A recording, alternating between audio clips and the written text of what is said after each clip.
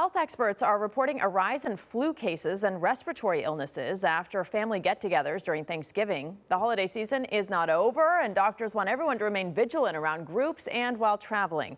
Dr. Benjamin Barlow is the Chief Medical Officer at American Family Care, and he joins us now with a look at the concerns and how to stay safe. So, Doctor, good morning. What is going around right now, and why is there an increase this time of year?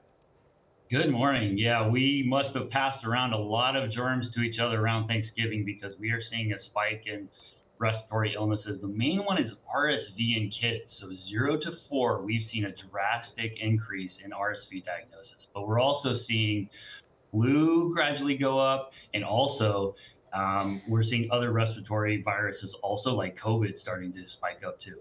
Wonderful. What a great cocktail. So how do we Yeah. know the difference between all of these, short of going in to see a doctor? How do we know if it's flu, RSV, COVID, or something else, and when we should seek medical attention? Main one is with just a basic cold. You're going to get a little stuffy. Your throat may hurt. But all of a sudden, if you start getting fatigue, you start getting fever, you start really feeling bad in more than just your nose and your throat, then that means it's gone into possibly a flu or those other respiratory viruses that you need care for, and possibly antivirals. Okay, what about vaccinations? I know they're still being recommended. When is it too late in the season to get it? And how do you know that it's the right, protects against the right strains of, let's say, the flu or COVID?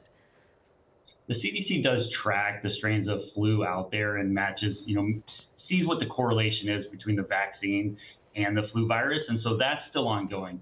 I'll say it's not too late. It's getting close to being too late. So if you haven't gotten it, now's the time to get it. But there's still time because we're just now starting to see this ramp up. And so if you get it now, your body will have time to build up that immunity in the next couple of weeks before we're really in the middle of flu season. Okay, and more holidays coming, more gatherings planned. So how do we prevent the spread of viruses while we're traveling and while we're gathering with others? The main thing I like to tell people, be really conscious of not touching your face, right?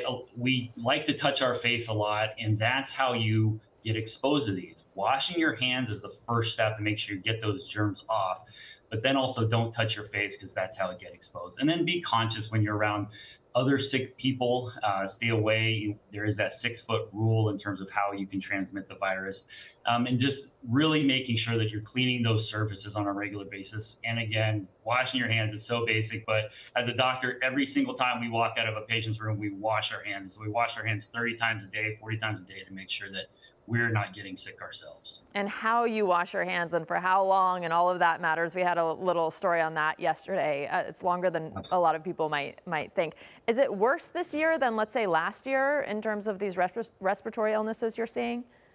It's actually a little later so far, so we don't know yet. In terms of how bad it's going to get, we're going to see that in the next couple weeks. Sometimes when these start later, we do see a very drastic up spike in the amount of diseases, and so it happens all at once and then it comes back down quick, but unknown at this point how bad this season's going to be. Well, doctor, thank you for joining us. We hope you stay safe and healthy treating all those patients as well.